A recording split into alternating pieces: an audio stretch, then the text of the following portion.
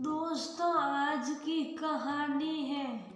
बड़ी बहू, अब तुम भी मास्टरी करने लगोगी तो घर गृहस्थी कौन देखेगा। दोस्तों, कहानी शुरू करने से पहले अगर आपने हमारे चैनल को अभी तक सब्सक्राइब नहीं किया हो तो कर लीजिए ताकि आपके पास पहुंचे हर नया वीडियो। सुधा दी का फोन आया था। उनके बेटे विवेक की शादी तय हो गई है। हम दोनों को आने का न्योता दिया है।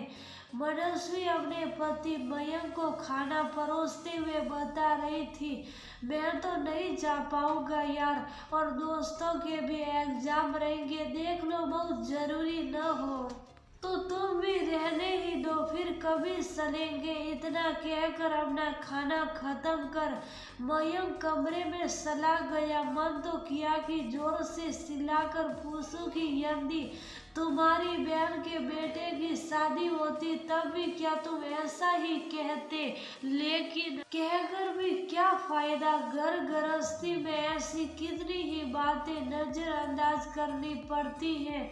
रात को बिस्तर पर लेटी तो अनायास ही सुधा दीदी का चेहरा आंखों के सामने आ गया। सौम्य, सरल और शांत सुधा दी बचपन से ही पढ़ने में बहुत होशियार थी। बचपन में ही माँ गुजर गई तो दादी के आश्रम में पली बड़ी। 12वीं करते ही शादी कर दी गई। ससुराल में सास ससुर, ननद, देवर और पति, कुल मिलाकर भरा पूरा परिवार था। दीदी अपने मायके और ससुराल में 12वीं तक पढ़ने वाली पहली लड़की थी, लेकिन तब बहुओं की पढ़ाई लिखाई का बहुत अधिक महत्व नहीं था। ससुराल में जीवन सहज नहीं था। कुएं से पानी खींचना, सिल पर मसाला पीसना, यानी कुछ अच्छा था तो वो थे जीजाजी, जो दीदी से बहुत प्यार करते थे, उन्हें पूरा मान सम्मान देते। पंचायत चुनाव में दीदी की सासू माँ सरपंच पद के लिए चुन ली गई। दीदी के लिए भी एक सुनहरा मौका आया। गांव की सर्वाधिक पढ़ी लिखी बहू होने की वजह से उन्हें प्रौढ़ शिक्षा कार्यक्रम के तहत गांव के अशिक्षित बुजुर्गों को पढ़ाने के लिए चुना गया। लेकिन सासू माँ ने बड़े ही रौब के साथ ये कहकर मना कर दिया कि मैं गांव की सरपंच हूँ, अब तुम भी मास्टरी करने लगोगी तो घर गृहस्थी कौन देखेगा। संस्कारों से बंधी मेरी बड़ी बहन ने इसमें भी अपनी खुशी ढूंढ ली और बिना कोई शिकायत किए अपनी छोटी सी दुनिया में रम गई। कालांतर में दीदी और जीजाजी 2 बच्चों जय और जिया के माता पिता बने। परिवार में एक और बहू यानी दीदी की देवरानी भी आ गई। सासू माँ सदा ही छोटी बहू की गलतियां नजरअंदाज कर जिम्मेदारियों की पोटली बड़ी बहू को ही थमाती, जिसे मेरी बहन खुशी खुशी निभाती जा रही थी।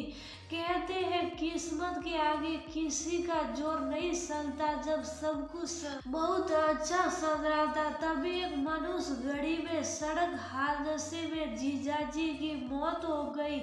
ये महज एक्सीडेंट था या सुनामी जद्दोजहद के बीच की गई हत्या कोई समझ ही न सका। बच्चों की सारी जिम्मेदारी दीदी पर आ गई।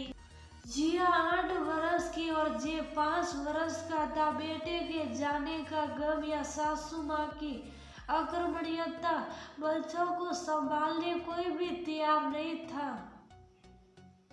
ऐसे में घर से बाहर जाकर काम करना मुनासिब नहीं था। मजबूरन आशा कार्यकर्ता बनकर गांव की गर्भवती महिलाओं को सुरक्षित प्रसव हेतु अस्पताल के चक्कर काटने पड़े, तब कहीं जाकर थोड़े बहुत पैसे मिलते।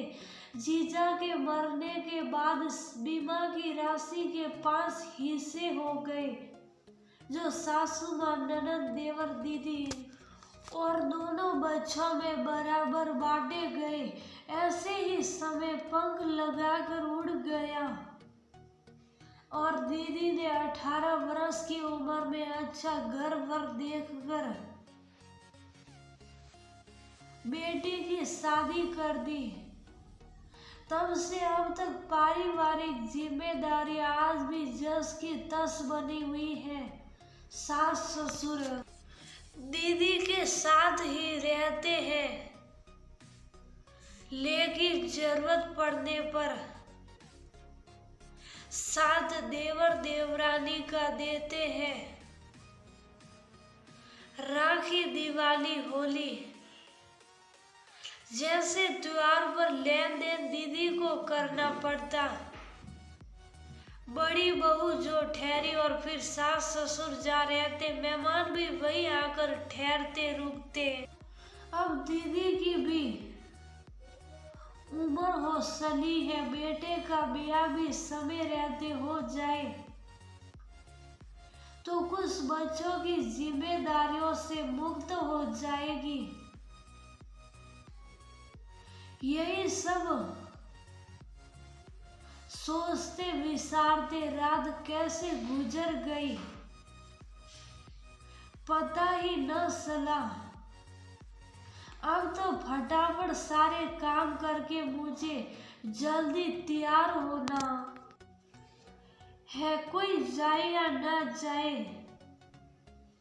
मैं तो अपनी दीदी के बेटे की शादी में जरूर जाऊंगी। दोस्तों, कुछ लोग छोटी मोटी परेशानियों में किस्मत का रोना रोने लगते हैं, जबकि वही कुछ लोग बड़ी बड़ी मुसीबतों में भी जीवन जीकर दिखाते हैं।